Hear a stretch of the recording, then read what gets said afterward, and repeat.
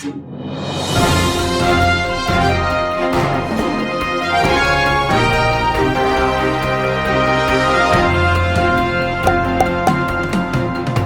साहब, मानवता की तरफ से दुनिया के सभी दर्शकों का बहुत बहुत अभिनंदन है, बहुत बहुत स्वागत है।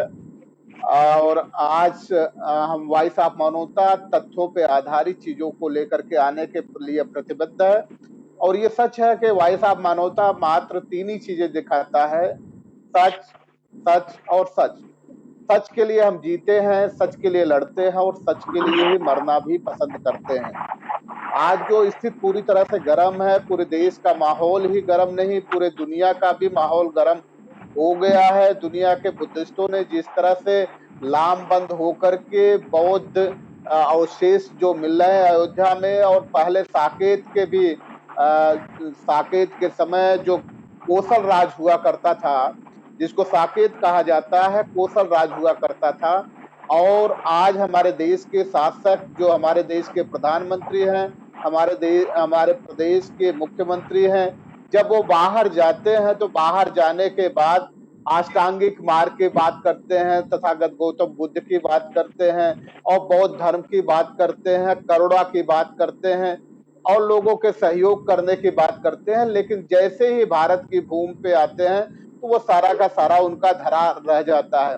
अभी भी आपने देखा होगा कि सितंबर में जब शी जिनपिंग चाइना के राष्ट्रपति आए तो हमारे देश के प्रधान सेवक ने बकायदा महाबलीपुरम में उनका जो स्वागत किया, और स्वागत करने के बाद वो तथागत गौतम बुद्ध के जो स्टेचूज हैं, डिफरेंट जगह पे जो स्टेचूज हैं, उन स्टेचूज को दिखाया और उसकी खासियत बताने की कोशिश की है। और इस समय में देखा जाए और इसके प्रमाण के रूप में भी देखा जाए तो अलेक्जेंडर कनिंघम ने जो 1889 से 1892, उसके पहले भी उन्होंने एक सर्वे किया था 1862 से 1863 की स्थिति में। लेकिन जो आर्कोलॉजिकल सर्वे उन्होंने कराया वो 1889 से लेकर के 1892 में कराया, और उसके आधार पे ये सिद्ध हो गया कि ये साकेत नगरी है, और साकेत नगरी ही बुद्धों की नगरी है। यहाँ तथागत गौतम बुद्ध के आकर के ठहरने के बहुत ज्यादा प्रमाण मिलते हैं। ये केवल अलेक्जेंडर कनिंघम में ही नहीं कहा, फाहियान और हुएनसांग ने भी 5वीं और 6वीं शताब्दी में इसको बकायदा कहा। और 1992 की जो स्थिति थी, जो उसका आर्कोलॉजिकल सर्वे फिर हुआ ए.के. नारायण के, प्रोफेसर ए.के. नारायण के नेतृत्व में, उन्होंने भी इस बात को बताया कि ये बौद्ध विहार ही है, और यहाँ 100 से ज्यादा बौद्ध स्तूप थे। संगा बहुत सारे स्तूप थे।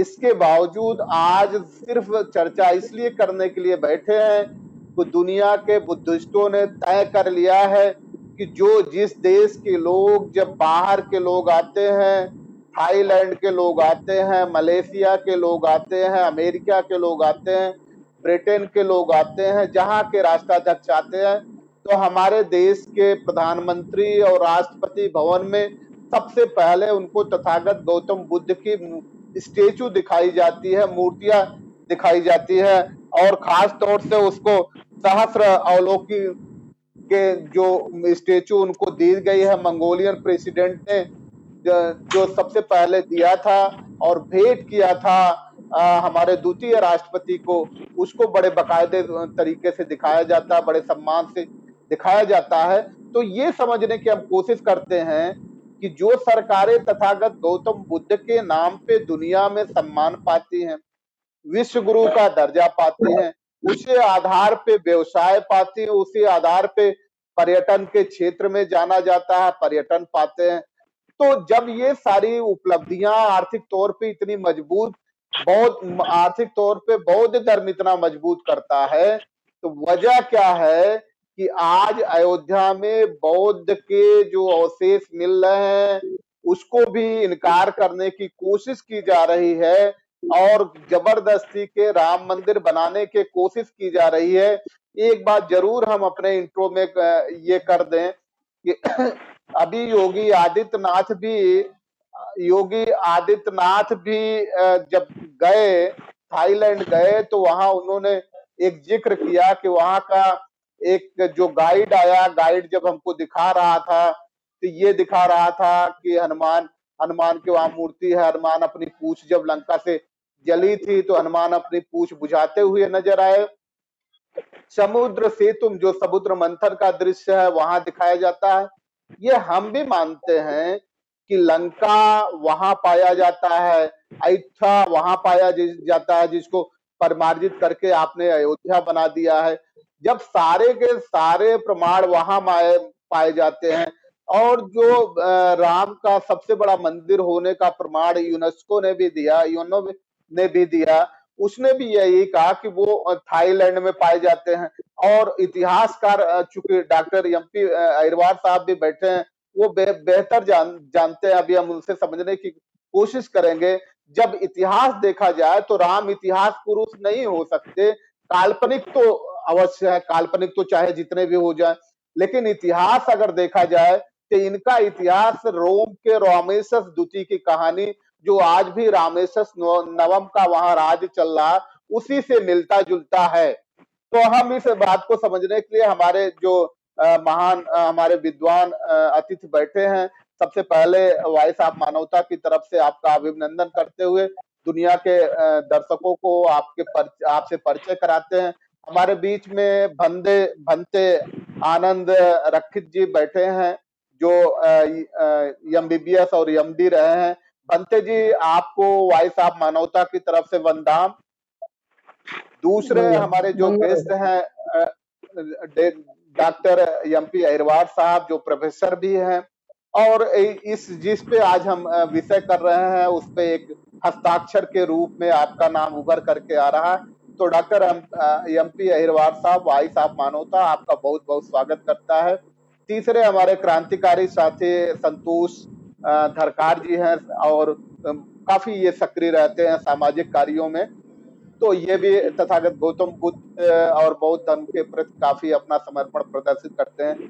संतोष जी, वॉइस ऑफ मानवता आपका बहुत बहुत स्वागत करता है। संतोष जी, आवाज आ रही है? जी जी आ रही है। अब सबसे पहले हम भंते जी से समझना चाहते हैं कि भंते जी, जब इतने सारे प्रमाण मौजूद हैं और जिस तरह से एक तरह मेडिटेशन को भी तथागत गौतम बुद्ध के दर्शन में, उनके धम्म में मेडिटेशन को भी एक मेडिकल साइंस ही माना जाता है, या मेडिकल साइंस का एक अनुपम उदाहरण माना जाता है। तो अभी हम सिर्फ ये बात आज सीमित करने की कोशिश करेंगे कि जो सारे अवशेष इतिहास की तरह गवाही दे करके बयां करते हैं, ये सारे के सारे अवशेष कौशल युग के हैं, और तथागत गौतम बुद्ध का यहाँ निवास भी रहा है, काफी लंबे समय तक निवास भी किया है। तो ये हमारे देश की सरकारें जो दुनिया में जाकर के बौद्ध धर्म के नाम पे अपना सम्मान बढ़ाती हैं, तो यहाँ बौद्ध धर्म के एक बुद्ध विहार की मांग चल रही है, तो क्यों इतना अफरा तफरी का माहौल पैदा करने की कोशिश की जा रही है? बनते जी।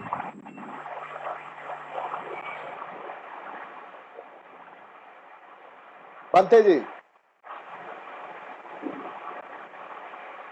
पंथे जी, आवाज आ रही है? डॉक्टर साहब, यही प्रश्न हम आपसे ले लेते हैं। प्रश्न मैं दोबारा नहीं दोहराऊंगा, समय की कमी है। सिर्फ यही, बस इतना छोटा सा ही हमारा प्रश्न है कि आखिर जो हमारा देश पूरी दुनिया में बौद्ध धर्म के नाम पे सम्मान पा रहा है, विश्व गुरु का दर्जा पा रहा है, तो यहाँ इनकार करने पर क्यों तुला हुआ है? क्यों एक सनक दिखा रहा है कि हम गौतम बुद्ध को इनकार करके ही रहेंगे? ये ऐसा इसलिए है, मैं समझता हूँ कि भारत की पहचान यदि है दुनिया में तो वो बुद्ध की वजह से ही है। दुनिया में यदि भारत का नाम कहीं दिया जाता है तो बुद्ध के देश के रूप में दिया जाता है। और आज ही नहीं, हजारों साल से, 2,500 साल से ये दुनिया जानती है कि भारत बुद्ध भूमि है। तो इसलिए जब ये कहीं विदेश में जाते हैं हमारी राष्ट्रपिता, अथवा विदेशों से कोई राष्ट्रपिता या प्रतिनिधि इस देश का भारत में आता है, तो वो बुद्ध के स्थलों पर उनका भ्रमण करवाते हैं, बुद्ध की मूर्ति उनको भेंट की जाती है और बुद्ध के जी डॉक्टर। राह पर चलने की बात की जाती है। आवाज आ रही है? बिल्कुल आ रही, बिल्कुल आ रही। तो जब कोई विदेशी राजनेता या प्रतिनिधि या देश का प्रमुख यहाँ पर कोई आता है तो भारत में बुद्ध की मूर्ति उनको भेंट की जाती है और भारत को बुद्ध भूमि बताया जाता है और इस बात पर गर्व किया जाता है कि हम बुद्ध के वंश के हैं और बुद्ध की धरती के लोग हैं। तो भगवान बुद्ध को एक ब्रांड की तरह वो लोग अपना कैश तो करते हैं, हमारे राजनेता और हमारे देश के प्रमुख जो भी जब भी होता है, लेकिन सही मायने में उनके अंदर जो भरा हुआ जो ब्राह्मणवाद है वो जो है आड़े आता है और इसलिए वो जब कोई विदेशी प्रतिनिधि आता है तब तो बुद्ध की बात करके प्रतिमाएं भेंट की जाती है, लेकिन फिर वो मनुवाद के रास्ते पर चल पड़ते हैं। तो सबसे बड़ी बात जो है वो हमारे सत्ता में बैठे हुए लोगों की मानसिकता का सवाल है कि वो अंदर से कभी भी बुद्ध को, भगवान बुद्ध को स्वीकार नहीं कर पाते हैं। उनके अंदर का जो ब्राह्मणवाद है वो जाग उठता है, इसलिए भगवान बुद्ध ज्ञान की तरह इस्तेमाल किए जाते हैं और एक खास पर्पज के लिए उनका उपयोग किया जाता है और उसके बाद भगवान बुद्ध को भुला दिया जाता है। और बल्कि मैं तो ये कहूंगा कि भगवान बुद्ध को सिर्फ भुलाने की बात नहीं है, बल्कि भगवान बुद्ध से जुड़े हुए सभी प्रतीकों से इन लोगों को बहुत नफरत है और ये नफरत हजारों साल से चली आ रही है, इसीलिए ऐसा किया जाता है। जी जी।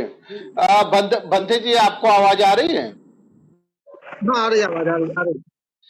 बंथे जी, हम आपसे ये समझना चाहेंगे कि हमारे प्रदेश उत्तर प्रदेश के मुख्यमंत्री जब थाईलैंड जाते हैं तो वहां अष्टांगिक मार्ग की बात करते हैं और जब यहाँ आते हैं तो जो बुद्ध के अवशेष हैं, बुद्ध के इतिहास हैं, बुद्ध के दर्शन जहाँ पड़े हुए हैं उसको ध्वस्त करके राम मंदिर, बृहद राम मंदिर, विशाल राम मंदिर बनाने की कोशिश करते हैं और कहते भी हैं और उसके लिए गर्व भी महसूस करते हैं।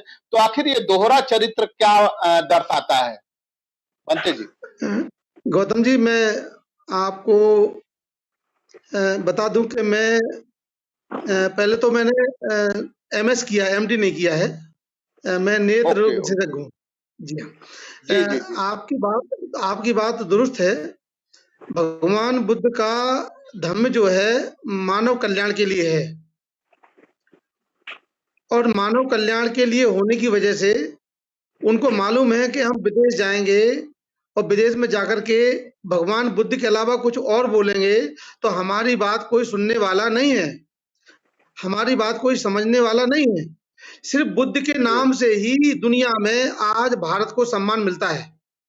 भारत की धरती, सारी धरती बुद्धमय है और इसके कारण जो जब यहाँ का व्यक्ति कोई भी, चाहे वो शासन का हो, चाहे प्रशासन का हो, चाहे कोई भी हो, अगर विदेश में जाकर के बुद्ध का नाम लेता है तो उसे बड़ा सम्मान मिलता है और साथ साथ में उनको सम्मान ही नहीं मिलता है बल्कि उनके संबंध भी अच्छे होते हैं जी। और वहां से जो कुछ भी।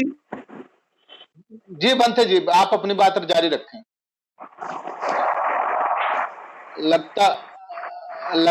लगता है कि इन लोगों को ये नहीं पसंद आ रहा है कि तथा गौतम बुद्ध को आर्थिक मदद मिलती है या उनको जो भी। इसलिए आपने देखा होगा कि राष्ट्रपति भवन में तथागत बुद्ध की मूर्ति रखी गई है, इसलिए कि वहां पर विदेशी जो भी आते हैं राष्ट्रपति भवन में। जी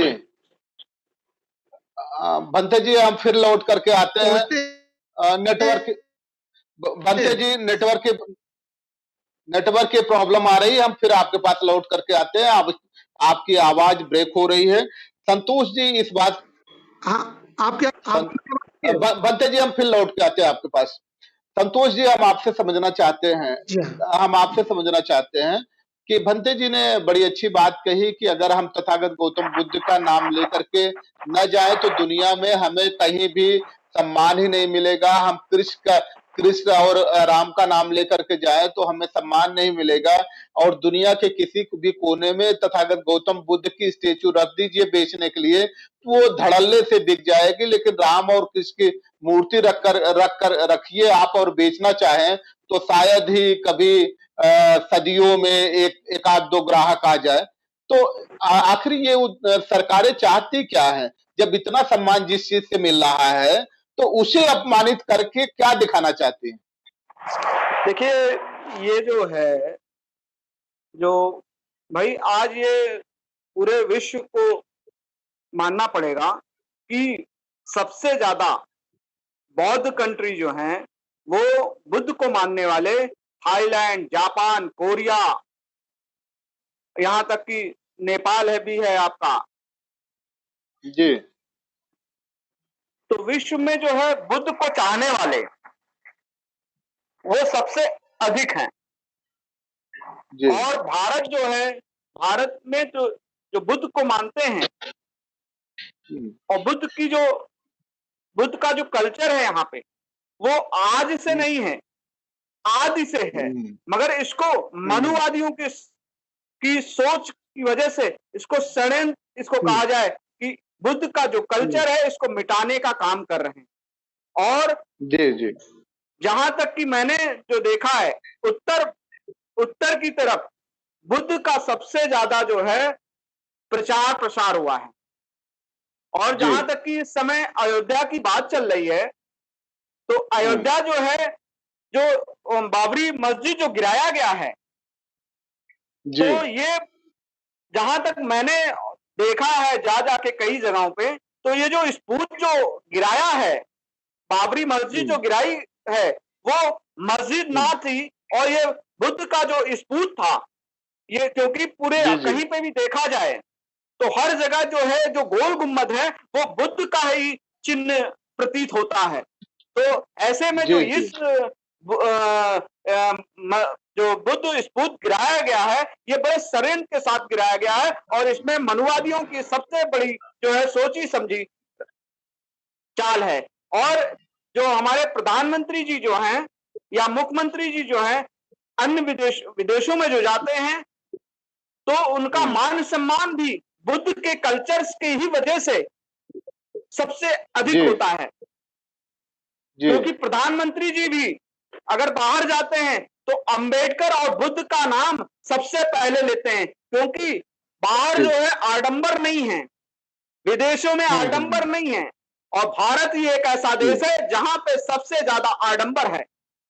यहाँ गणेश को गणेश है भाई, हाथी का सर काट करके लगा दिया तो उसको गणेश बना दिया, और तमाम शिवलिंग रख दिया, पत्थर रख दिया तो उसको जो है शंकर भगवान मान लिया।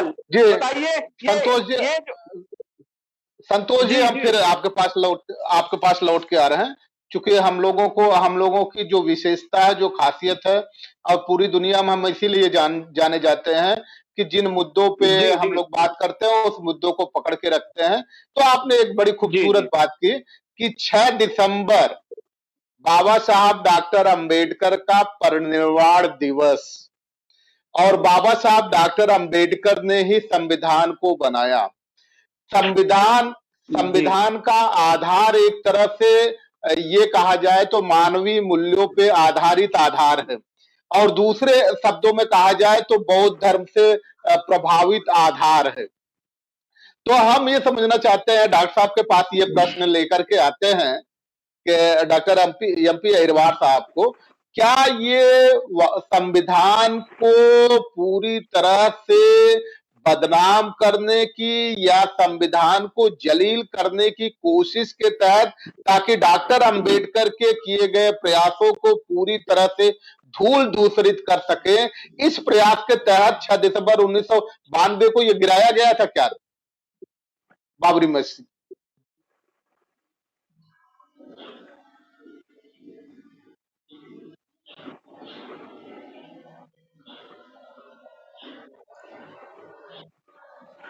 डॉक्टर साहब आवाज आ रही है? मेरी आवाज सुन रहे हैं? जी जी जी हेलो, जी जी बताएं डॉक्टर साहब। हाँ, ये बिल्कुल पक्की तौर पर है, आपने एकदम सही बात कही है और हम इससे सहमत हैं कि जो 6 दिसंबर की घटना को अंजाम दिया गया उसके पीछे यही साजिश थी कि 6 दिसंबर बाबा साहब का परिनिर्वाण दिवस है, तो एक नया अशोक कारनामा किया गया है। एक और जो बाबरी मस्जिद विध्वंस का जो तिथि निर्धारित की वो 6 दिसंबर को ही चुना गया ताकि लोग धीरे धीरे करके उसको बाबा साहब के परिनिर्वाण दिवस को भूल जाएं। और ऐसा जी पहली बार नहीं हुआ है, बाबा साहब को भुलाने की साजिश आजादी के बाद से शुरू हो गई है।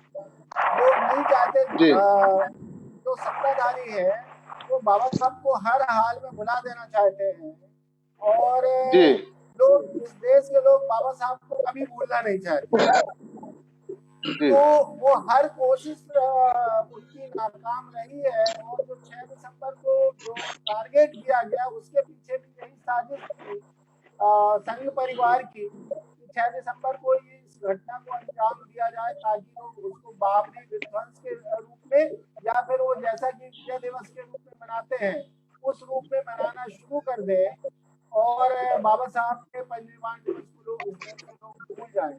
लेकिन उन्हें आप याद दिलाना चाहेंगे कि जब जब हमारे महापुरुषों को बुलाने की जितनी कोशिश की गई इस देश के जनमानस ने उनको उतना ही ज्यादा सम्मान किया, कम से पूज्य होते गए। तो वो अपनी साजिश में हम कह सकते हैं कि बाबा साहब का डॉक्टर साहब फिर हम आपके पास लौट के आ रहे हैं। डॉक्टर साहब हम फिर आपके पास लौट के आ रहे हैं। बनते जी आपसे ये समझना चाहते हैं जिस तरह से दुनिया भर के बौद्ध भिक्षुओं ने इकट्ठे होकर के ये तय किया है, तो क्या वो यूएनओ में इस बात को अप्रोच करने जा रहे हैं कि चूंकि वहां तथागत गौतम बुद्ध के सारे अवशेष मिल रहे हैं, इतिहास इस बात के गवाह है, और जिन फाहियान की यात्रा को, वेनसांग की यात्रा को इतिहास कभी नकार नहीं सकता है, वो पूरी तरह से नकारने की कोशिश उनके द्वारा हो रही है जो यहाँ यूएनओ में जब आते हैं, यूनेस्को में जब आते हैं, दुनिया के दूसरे देशों में आते हैं तो उन्हीं तथागत गौतम बुद्ध का नाम लेकर के आते हैं। आज उन्हीं के स्थान को नकारने की जो कोशिश की जा रही है वो गलत है, वो घोर अपराध है। तो क्या दुनिया के सारे बौद्ध भिक्षु जो इकट्ठा हो रहे हैं वो करके ये यूएनओ में इस बात की अपील करेंगे या यूनेस्को से इंटरवेन करने की अपील करेंगे क्या बनते जी?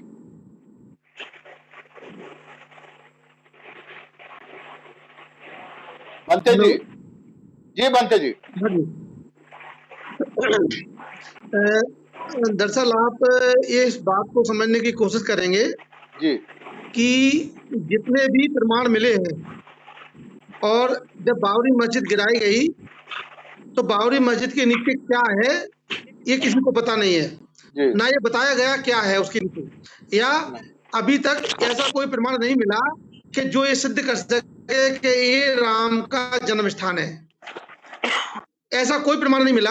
अभी जो खुदाई चल रही है इस समय जेसी मशीन लगाई गई है, वहां क्रशर मशीन लगाई गई है और भगवान बुद्ध के जो अवशेष मिल रहे हैं उनको नष्ट नाबूद करके उनका कंक्रीट और वो जो आप कहते हैं बालू भसुआ या बजरी पाउडर बनाया जा रहा है ताकि अवशेष खत्म हो जाए हमेशा हमेशा के लिए।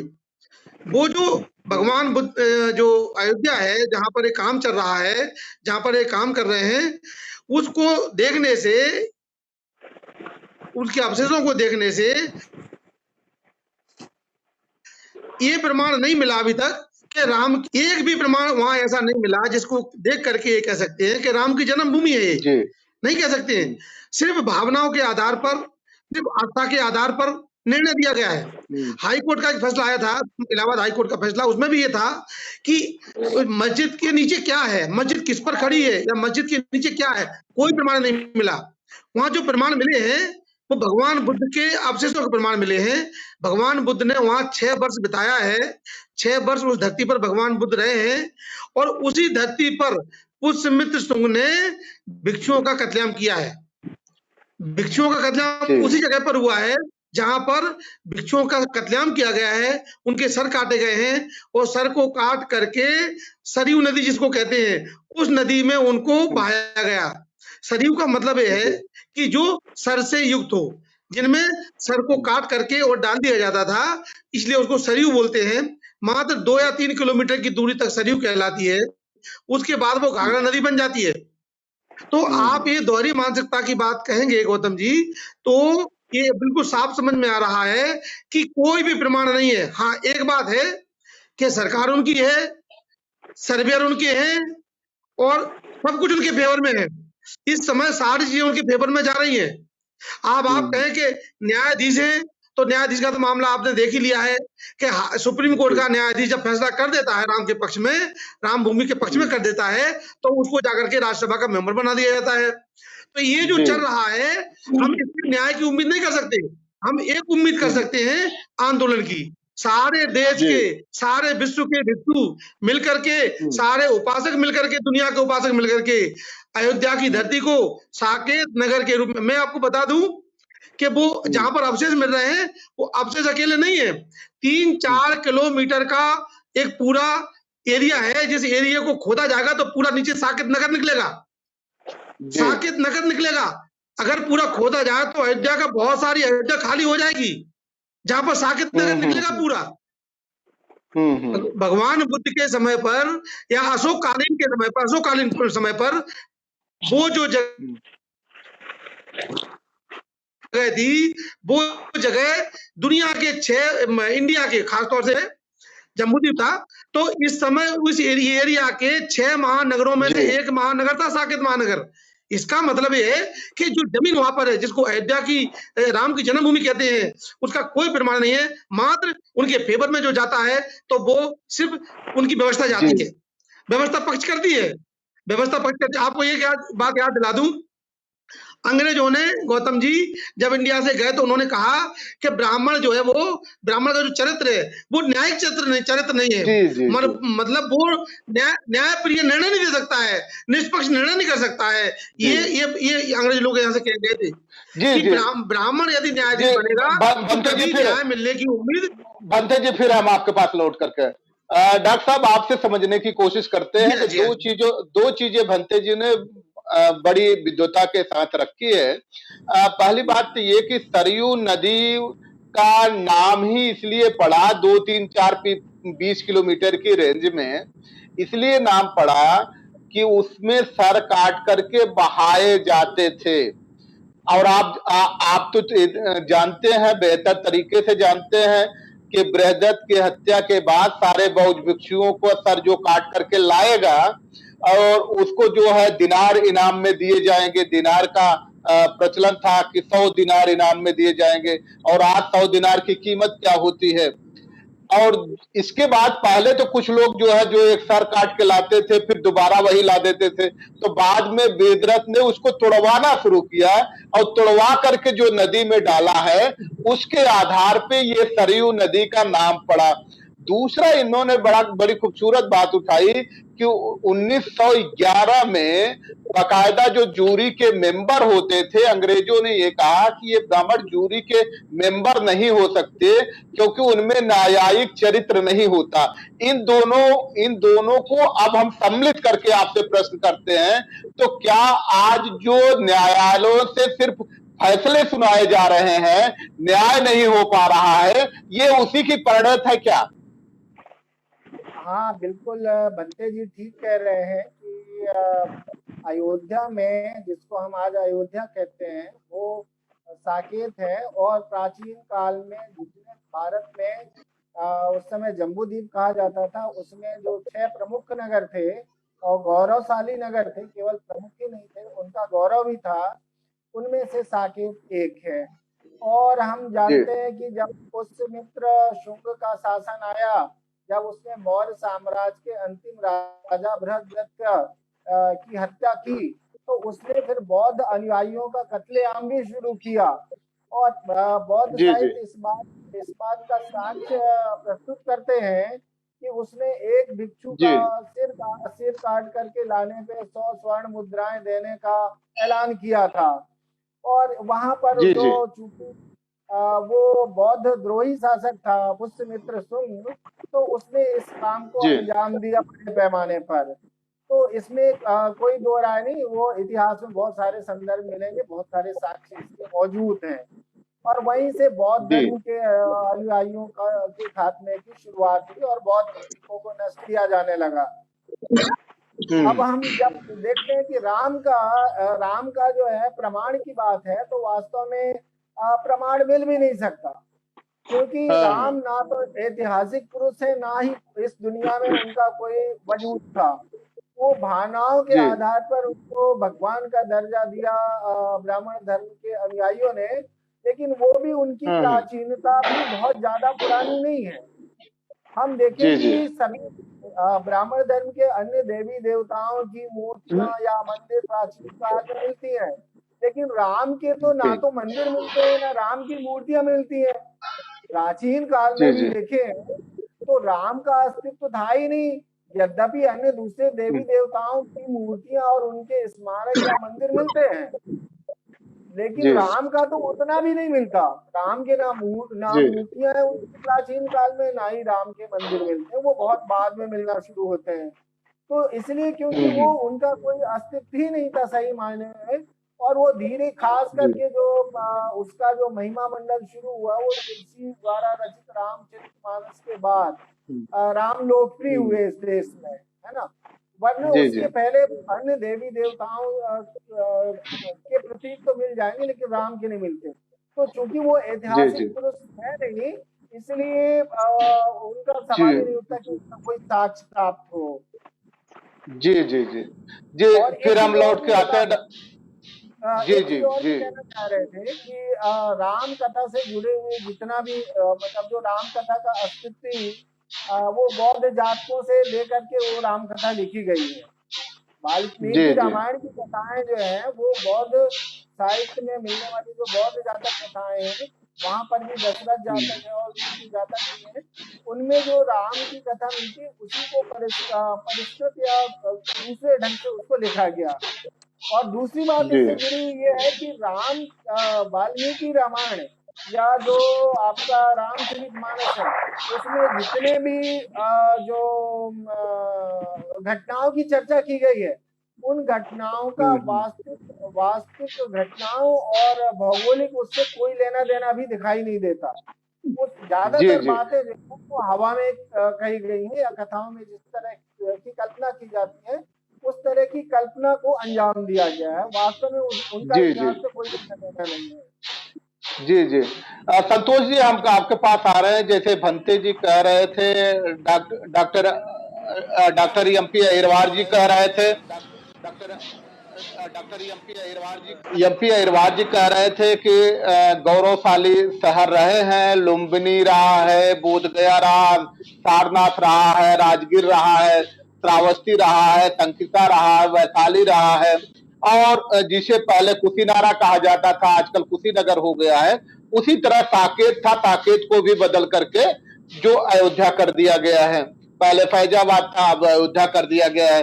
तो ये जो नाम बदल लेने से संतोष जी कर क्या रहे हैं आप?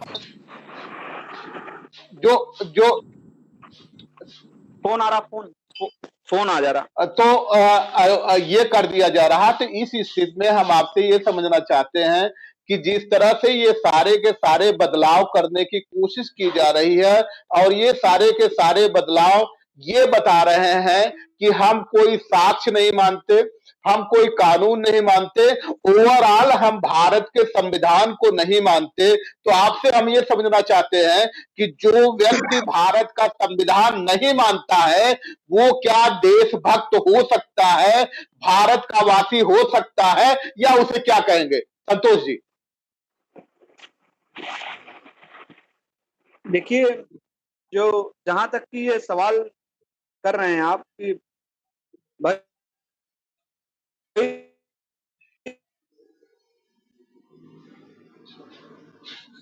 चलिए, मेरे ख्याल से संपर्क संतोष जी से टूट गया है। इस बात को हम भंते जी, प्रधानमंत्री जी ने तो सभी कार्ड से सब चीज जो है जोड़ते जा रहे हैं, तो इस पे प्रश्न चिन्ह कहां से उठ सकता है कि जो है हम भारत के नागरिक नहीं हैं।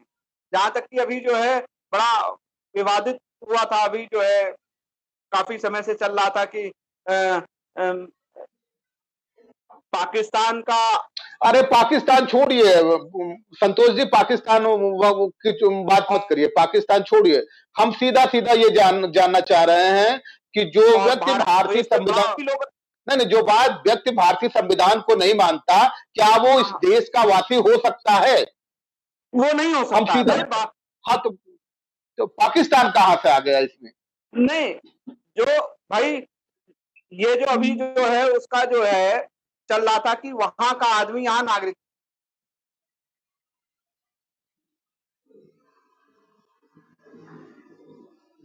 चलिए संपर्क टूट गया है संतोष जी से, इस बात को हम भंते जी आपसे समझना चाहते हैं। संतोष जी फिर लौट के आ रहे हैं आपसे। भंते जी हम आपसे समझने की, संतोष जी लौट के आ रहे हैं। भंते जी हम आपसे समझना चाहते हैं कि आप ये बताइए कि जो व्यक्ति भारतीय संविधान को नहीं मानता है, भारतीय संविधान के अनुसार दिए गए उसके नियमों को, उसके प्रेम्बल्स को, उसके आर्टिकल्स के अनुसार काम नहीं करता है, और वो अगर सत्ता में पहुंच गया है, तो आप ये नहीं कह सकते कि उसकी सत्ता है।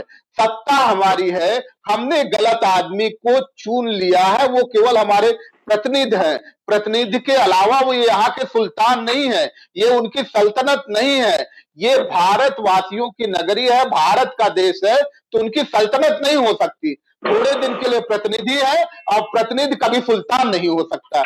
तो आपसे ये समझना चाहते हैं कि फिर इनको किस दृष्टि से देखा जाना चाहिए जो संविधान के खिलाफ काम कर रहे हैं? क्या उपमा दी जानी चाहिए इनको? गौतम जी, मैं आपकी पृष्ठभूमि बताऊंगा इसकी थोड़ी सी, वो उससे लिंकअप हो जाएगा अच्छे से।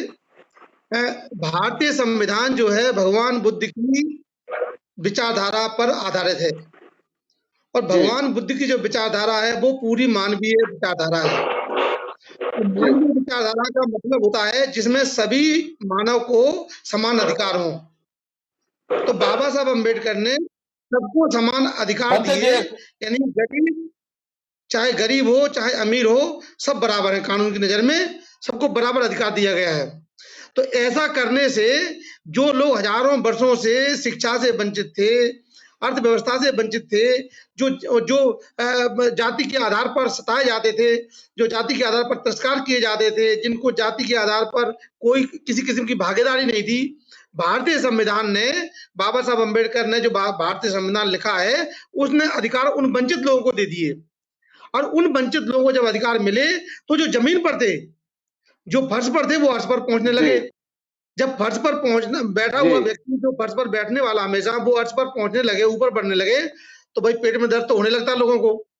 वो पेट में दर्द जो हुआ है, उस दर्द का परिणाम सामने आया है कि जो है संविधान के प्रति घृणा पैदा की गई है। संविधान के प्रति, संविधान ठीक नहीं है, संविधान ठीक नहीं है। बाबा साहब अम्बेडकर जब संविधान को सौंपे थे, उस समय बाबा साहब अम्बेडकर ने कह दिया था कि संविधान में कोई कमी नहीं है, चलाने वालों में कमी है। संविधान को चलाने वालों पर निर्भर रहेगा कि संविधान देश को किस तरह से चलाता है, ये चलाने वालों पर निर्भर रहेगा। और चलाने वालों पर निर्भर जब रहेगा जब चलाने वाले की नीयत अच्छी होगी, और नीयत अच्छी जब होगी उसकी, जब उसके मन में अपना मोबाइल स्विच ऑफ करिए भाई जी। बनते जी, मैं आप बोलिए बनते जी।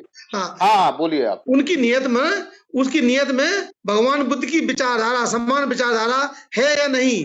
तो जिन लोगों को देश सौंपा गया, या जिन लोगों के हाथ में सत्ता आई, उन्होंने देश को चलाया, परंतु विचारधारा उनकी वही पुरानी विचारधारा रही है, असमानता की विचारधारा रही है। परंतु संविधान इतना ज्यादा कठोर, लूज भी नहीं है, थोड़ी कठोरता भी रखता है। तो उनको मजबूर होकर कि हमको चाहे तो वो आरक्षण कहिए, समानता के अधिकार कहिए, भागीदारी कहिए, वो उनको देना पड़े।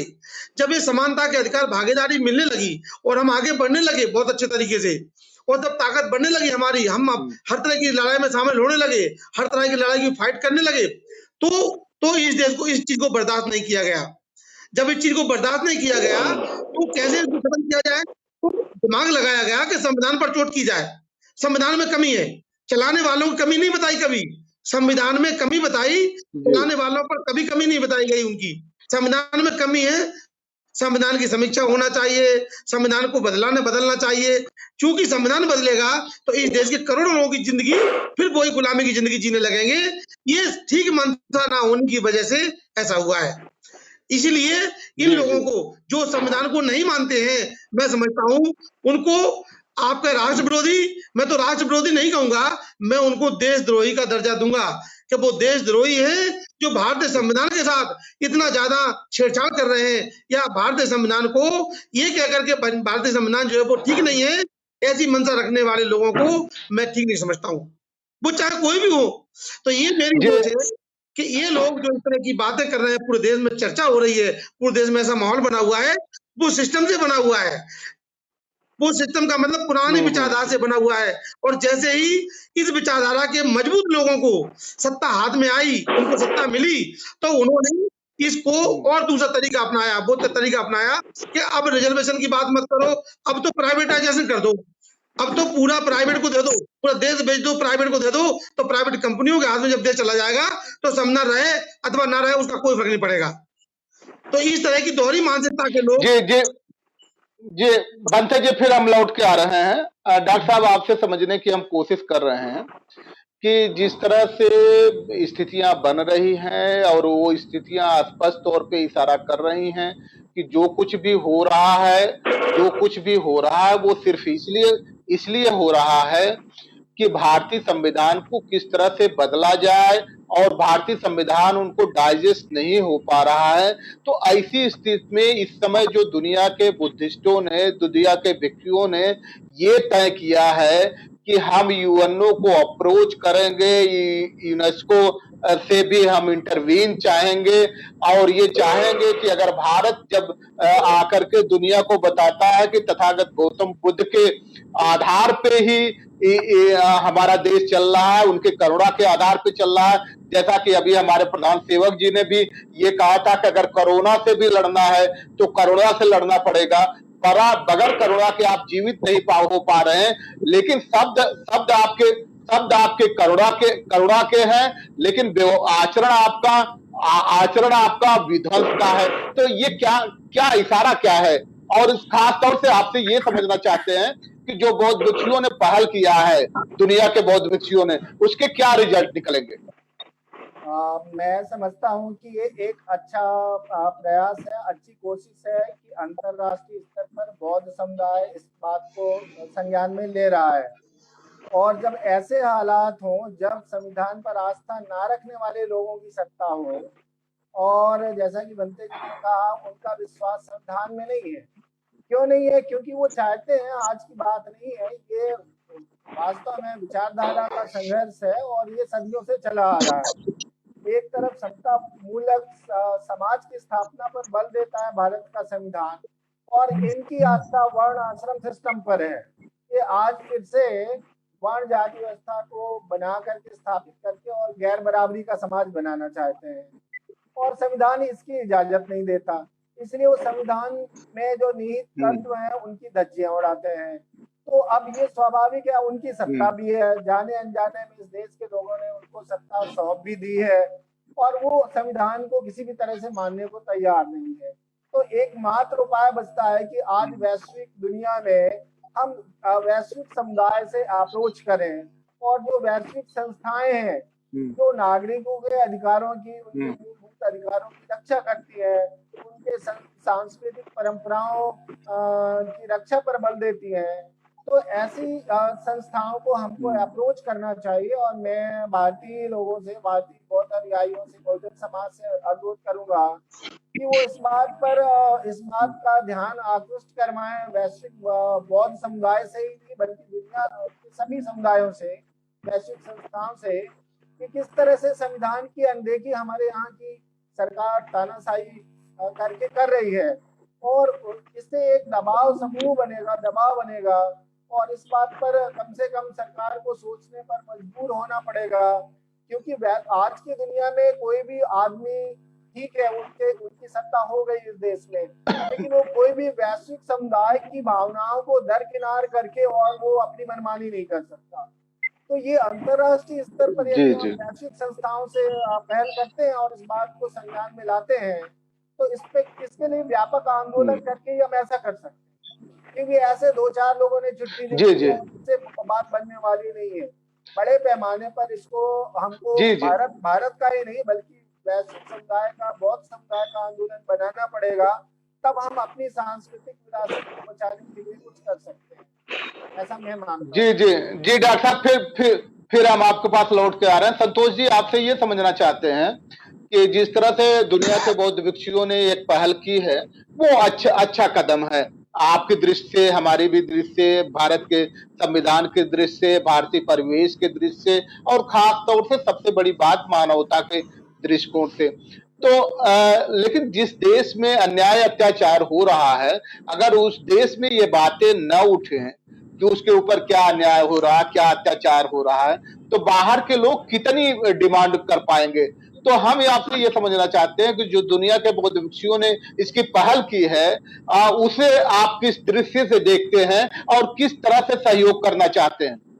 संतोष, बड़ी सराहनीय पहल है बौद्ध भिक्षुओं की तरफ से, और मैं ये कहना चाहता हूं कि इसमें सभी जो मानवता को मानते हैं, जो अंधविश्वास को छोड़ करके विज्ञान युग की बात करते हैं, उनको सबको इस की शुरुआत जो बौद्ध भिक्षुओं ने की है, इसमें सभी लोगों को सहभागिता निभानी चाहिए। और जहां तक कि अभी संविधान की बात हो रही थी कि संविधान खतरे में है, तो ये 100% खतरे में है, और ये जो है सोची समझी रणनीति के तहत वो भी आरएसएस चाहती है कि पूर्णतः संविधान को खत्म कर दिया जाए, क्योंकि इसमें जो है मानवता की बात और मनुष्य की बात बाबा साहब ने की है। तो ये जो है ये एक बहुत ही बहुजन समाज और के ऊपर बहुत ही घातक प्रहार होगा अगर संविधान खत्म हो जाएगा तो। और ये जो है जी जी जी जी ठीक है संतोष जी ठीक है। ये सारी की सारी बातें निकल करके आई कि भारत का संविधान खत्म तो कर दिया गया है, सिर्फ उसकी घोषणा बाकी है, और जो संविधान के दायरे में लोग आते हैं, संविधान के आधार पे उनके मूलभूत अधिकार निर्धारित किए गए हैं, उनके फंडामेंटल राइट्स निर्धारित किए गए हैं, उनके कॉन्स्टिट्यूशनल राइट्स निर्धारित किए गए हैं। जब वही लोग सामने नहीं निकल करके आएंगे तो दूसरे को दोष देने से कोई बहुत हल नहीं निकलता है। सबसे पहले तो निकल करके आना चाहिए। जब कभी रिजर्वेशन की बात करेंगे, रिजर्वेशन खत्म किया जा रहा है। रिजर्वेशन अगर कोई खत्म कर रहा है तो रिजर्वेशन बचाने के लिए पहली बात तो शब्दावली सही करिए। वो रिजर्वेशन नहीं है, वो प्रतिनिधित्व है। प्रतिनिधित्व और रिजर्वेशन में बहुत अंतर होता है। बाबा साहब डॉक्टर अंबेडकर ने 1931 में यही बात कहा था, जब गांधी जी ने कहा था कि I want a well versed government.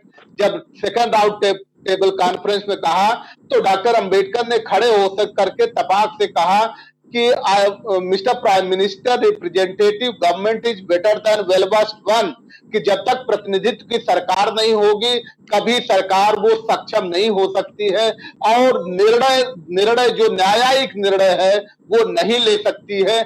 इसलिए जरूरत इस बात की नहीं है कि जिनके हाथों में इस समय गलती से सत्ता चली गई है या उन्होंने सत्ता छीन लिया है, सत्ता पे अधिकार कर लिया है, कब्जा कर लिया है, उनका जितना दोष है उससे ज्यादा दोष उनका भी है। जो लोग अधिकार जिनको सुरक्षित किया गया है, जिनको अधिकार दिया गया है, वो अपने आप में मस्त हैं और मस्त होकर के केवल दूसरे से उम्मीद करते रहे। वो एक उसी तरह से जैसे दूध हमेशा ये उम्मीद करे कि बिल्ली मेरी रक्षा करेगी, तो बिल्ली कभी दूध की रक्षा नहीं कर सकती। इस बात को समझने की जरूरत है। अगर आपको लगता है कि संविधान खत्म किया जा रहा है तो संविधान को बचाने की पहल करनी चाहिए, और संविधान एक बार बचाए आपने लिया तो ऐसे लोग बहुत दूर तक नहीं जा सकते, क्षणिक होते हैं। और क्षणिक लोग आप दुनिया में भी देखा होगा, जब अन्याय और अत्याचार बढ़ता है तो कहते हैं रंग लाता है लहू, दोष तो मजलूमों का, हाल हर हाल में जालिम का बुरा होता है। आप हर दौर की तारीख उठाकर देखें, जुल्म जब हद से गुजरता है फना होता है। इस समय जुल्म के फना होने का समय आ गया है। बस जरूरत इस बात की है, आपको कमर कस करके तैयार होने की जरूरत है, संविधान के अनुकूल काम करने की जरूरत है, अपने अधिकारों को मांगने की जरूरत है। समय हमें इजाजत नहीं देता। सभी मेहमानों का बहुत बहुत धन्यवाद। वॉइस ऑफ मानवता आप सबका ऋणी रहेगा और जिस तरह से आप लोगों ने अपनी उपस्थिति दर्ज कराई है, विद्वतापूर्ण बातें की है, वॉइस ऑफ मानवता फिर से सभी को नमो बुद्धाय, जय भीम, सत श्री अकाल, सब्बा खैर। जय भीम, सभी लोगों को नमस्कार। जय भीम, नमो बुद्धाय, जय भीम।